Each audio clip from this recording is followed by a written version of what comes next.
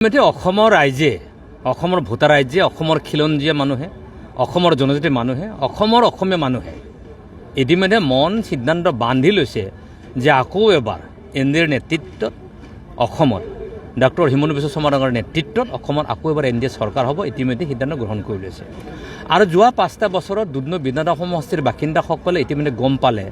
যে ডক্টৰ হিমন্ত বিশ্ব শৰ্মা ডাঙৰ নেতৃত্বত চৰকাৰখনে যিবোৰ আঁচনি যিবোৰ কাম যিধৰণে আমাৰ অধিকাৰসমূহ দিবৰ কাৰণে তেখেতে আপ্ৰাণ চেষ্টা কৰিছে বা যিধৰণে উন্নয়ন কৰিছে সেই উন্নয়ন আমি দুধনৈ বিধানসভা সমষ্টিৰ বাসিন্দা হিচাপে আমি বহুত পিছ পৰি ৰ'লোঁ গতিকে মই ভাবোঁ দুধনৈ বিধানসভা সমষ্টিৰ ভোটাৰ ৰাইজে নিশ্চয় মনৰ পৰিৱৰ্তন কৰিছে আকৌ এবাৰ ডেফিনেটলি এনডিএৰ নেতৃত্বত ভাৰতীয় জনতা পাৰ্টীৰ নেতৃত্বত এই সমষ্টিটো উদ্ধাৰিত হ'ব আৰু ডক্টৰ হিমন্ত বিশ্ব শৰ্মা ডাঙৰীয়াক সহায় কৰিবৰ কাৰণে তেওঁৰ নেতৃত্বত চৰকাৰখন সহায় কৰিবৰ কাৰণে দুধনৈবাসী ৰাইজে নিশ্চয়কৈ সহযোগ কৰিব আৰু তাত আমি আশাবাদী আৰু যিধৰণে মানুহৰ মনবিলাক আজি ইতিমধ্যে আমি বুজি পাইছোঁ ইয়াত ডেফিনেটলি জিকি যাব উন্নয়ন বিল দেখিবলৈ পাইছে যিহেতু এলায়েন্সত আছে আপোনালোকৰ জাভা হাছং যৌথ মঞ্চই প্ৰাৰ্থী প্ৰক্ষেপ কৰে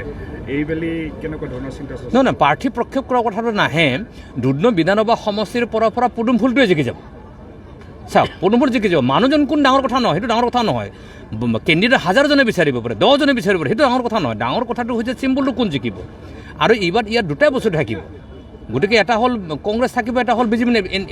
এনডিএৰ হৈ পেলাই পদুম ফুলটো থাকিব গতিকে ইয়াত হাতখন হ'ল কঙা হৈ গ'ল বেয়া হৈ গ'ল কোনো টেনশ্যন নাই 5 বছৰ আমি দেখিলোঁ এইটো কিবা কিবি মানে ইনফেকশ্যন হৈ গ'ল ইনফেক্টেড হৈ গ'ল হাতখন গতিকে পদুম ফুলটো জিকি যাব কোন খেলে ডাঙৰ কথা নহয় কোন কেনে হয় ডাঙৰ কথা নহয় কিন্তু পদুম ফুলটো জিকি যাব